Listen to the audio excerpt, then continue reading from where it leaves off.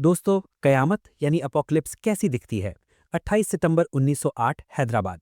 मूसी नदी अपने उफान पर थी। लगातार 40 घंटे से बारिश हो रही थी। नदी का पानी शहर में घुस गया। हजारों घर ताश के पत्तों की तरह बह गए। 15,000 से ज्यादा लोग एक ही रात में मारे गए।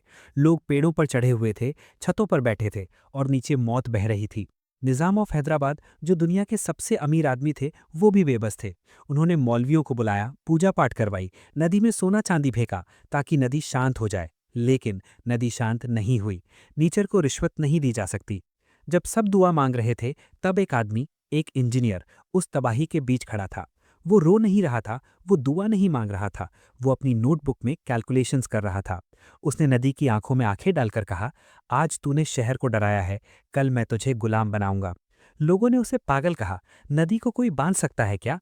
लेकिन उस आदमी ने सिर्फ नदी को बांधा नहीं, उसने हैदराबाद को हमेशा के लिए सुरक्षित कर दिया। ये कहानी सर एम विश्वेश्वरैया की है। एक ऐसा इंसान जिसका दिमाग कंप्यूटर से तेज था और जिसका कैरेक्टर हीरे से ज्यादा साफ था। आइए देखते हैं उनका मैप, प्लान और route. Chapter 1, the boy who studied under street lights, 1860s 1880s। कहानी शुरू होती है 1860 में। कर्नाटका के एक छोटे से गांव मुद्दनेहल्ली में मोक्षगुंडम विश्वेश्वरैया यानी एमवी का जन्म एक बहुत ही साधारण परिवार में हुआ। जब वो 12 साल के थे, उनके पिता की मौत हो गई। घर में पैसा नहीं था। स्कूल की फीस भरने के लिए उन्हें दूसरे बच्चों को ट्यूशन पढ़ानी पड़ती थी। घर में बिजली नहीं थी और तेल खरीदने के पैसे नहीं थे। इसलिए वो रात को सड़क की लाइट यानी स्ट्रीट लाइट के नीचे बैठकर पढ़ते थे। लोग पूछते थे, इतना क्यों पढ़ रहे हो, क्लर्क बनना है क्या? एमवी कहते थे, नहीं, मुझे वो बनना है जो देशों को बनाता है। उन्होंने इंजीनियरिंग की पढ़ाई की और पुणे साइंस कॉलेज से टॉप किया। उन्हें ब्रिटिश गवर्नमेंट ने तुरंत हायर कर लिया। The first challenge, the impossible pump. उनकी पहली पोस्टिंग हुई नासिक और सिंध, अब पाकिस्तान में। सिंध में एक जगह थी सुक्कर। वहां पानी की बहुत कमी थी। इंडस नदी थी, लेकिन उसका पानी शहर तक कैसे लाएं? पहाड़ी पर पानी चढ़ाना था। ब्रिटिश इंजीनियर्स ने कहा, यहाँ पंप लगाना पड़ेगा, लेकिन रेत की वजह से पंप खराब हो जाएगा। एमवी ने वहां अपना पहला इन्वेंशन किया। उन्होंने एक ऐसा फिल्टर सिस्टम बनाया जिसमें नदी के नीचे से पानी छन कर आता था।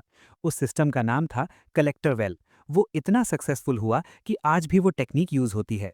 अंग्रेज इंजीनियर्स भी मान गए कि ये लड़का कोई मामूली इंजीनियर नहीं है। Chapter 2, the automatic gates and the taming of Musi, 1900s। अब आते हैं उस मोड़ पर जिसने इंजीनियरिंग की दुनिया हिला दी। 1903, पुणे। खड़कवासला डैम। बारिश के मौसम में डैम भर जाता था और पानी वेस्ट हो जाता था। अगर डैम की ऊंचाई बढ़ाते तो पीछे के गांव डूब जाते, अगर नहीं बढ़ाते तो पानी स्टोर नहीं होता। एमवी ने एक ऐसा सॉल्यूशन यानी प्लान बनाया जो दुनिया में पहले कभी नहीं देखा गया था। उन्होंने इन्वेंट किए ऑटोमेटिक स्लूज गेट्स। ये गेट्स जादू जैसे थे। जैसे ही पानी का लेवल बढ़ता, ये गेट्स अपने आप खुल जाते। जैसे ही पानी कम होता, ये अपने आप बंद हो जाते। इसमें ना कोई मोटर थी, ना कोई बिजली, ना कोई ऑपरेटर। ये सिर्फ काउंटर वेट और फिजिक्स के दम पर चलता था। उन्होंने इसका पेटेंट करवाया। अंग्रेज सरकार ने कहा, यह सिस्टम तो इंग्लैंड में भी नहीं है। हैदराबाद कॉलिंग। इस इन्वेंशन की खबर निजाम ऑफ हैदराबाद तक पहुंची। 1908 की बाढ़ के बाद निजाम ने एमवी को बुलाया। उन्होंने कहा, मेरे शहर को बचा लो। एमवी ने हैदराबाद का ड्रेनेज सिस्टम डिजाइन किया। उन्होंने दो बड़े रिजर्वॉयर्स बनाए, उस्मान सागर और हिमायत सागर। उन्होंने नदी के किनारे ऊंची दीवार बनाई और उस दिन के बाद आज तक हैदराबाद में वैसी बाढ़ नहीं आई। उन्होंने मूसी नदी को मौत से जिंदगी में बदल दिया। Chapter 3, the dam without cement, KRS dam, 1911। Hyderabad के बाद एमवी मैसूर आ गए। मैसूर के महाराजा कृष्णराज वोडियार 4 ने उन्हें चीफ इंजीनियर बनाया। मैसूर में सूखा पड़ता था। कावेरी नदी का पानी समुद्र में बह जाता था। एमवी ने एक सपना देखा, हम कावेरी नदी पर एक डैम बनाएंगे, कृष्णराज सागरा डैम। ये एशिया का सबसे बड़ा डैम होने वाला था। लेकिन एक बहुत बड़ी समस्या थी। उस वक्त सीमेंट इंडिया में नहीं बनता था, इंपोर्ट करना पड़ता था। और वर्ल्ड वॉर 1 शुरू हो गया था। सीमेंट आना बंद हो गया। प्रोजेक्ट रुकने वाला था। लोगों ने कहा, बिना सीमेंट की डैम कैसे बनेगा, मिट्टी से? एमवी ने कहा, हम सुर्खी यूज करेंगे। ये एक पुरानी इंडियन टेक्निक थी जो भुलाई जा चुकी थी। एमवी ने लोकल मटेरियल यूज करके एक नया मसाला बनाया जो सीमेंट से भी ज्यादा हार्ड था। The financial crisis. डैम आधा बना था कि पैसा खत्म हो गया। ब्रिटिश गवर्नमेंट ने फंडिंग रोक दी। उन्होंने कहा, यह बेकार प्रोजेक्ट है, इससे कोई फायदा नहीं होगा। एमवी महाराजा के पास गए। महाराजा थोड़े डरे हुए थे।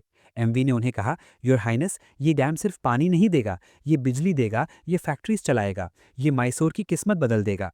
एमवी के विजन पर भरोसा करके महाराजा ने अपने राजघराने के गहने यानी रॉयल ज्वेलरी गिरवी रख दिए।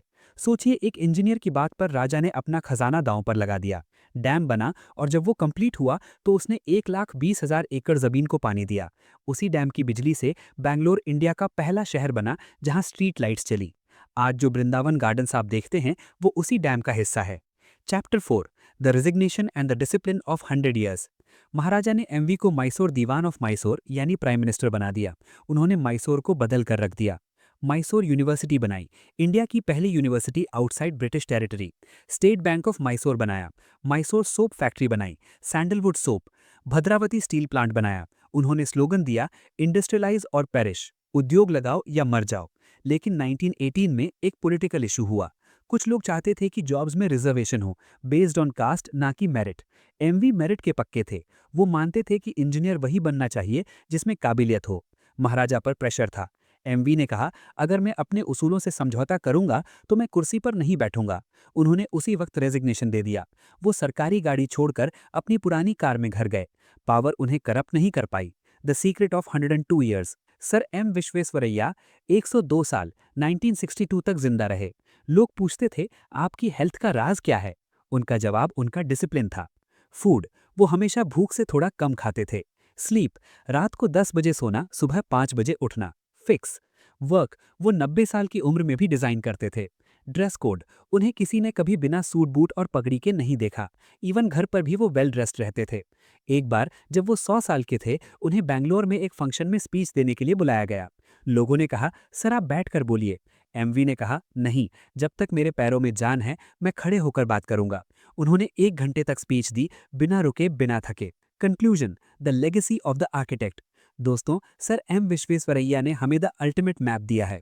1, द मैप, प्रॉब्लम सॉल्विंग। उन्होंने कभी कंप्लेंट नहीं की, सीमेंट नहीं है, पैसा नहीं है, उन्होंने सोल्यूशन ढूंढा। सुर्खी motor, royal jewellery. Lesson, engineer वो नहीं जो मशीन बनाए, इंजीनियर वो है जो रास्ता बनाए। 2, the plan, nature is an ally. उन्होंने नदी को दुश्मन नहीं समझा, उसे दोस्त बनाया। Automatic gets.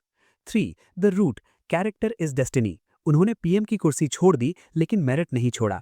लेसन, आपका काम आपको पैसा देता है लेकिन आपके उसूल आपको अमर बनाते हैं। आज 15 सितंबर को हम इंजीनियर्स डे मनाते हैं। ये किसी नेता के लिए नहीं, उस आदमी के लिए मनाया जाता है जिसने सिखाया कि वर्क इज वर्शिप। जब भी आप किसी बांध को देखें या किसी फैक्ट्री की चिमनी को देखें तो उस पतले से आदमी को याद करना जिसके हाथ में नोटबुक थी और आंखों में इंडिया का भविष्य। उठो, देश को बनाओ। जय हिंद।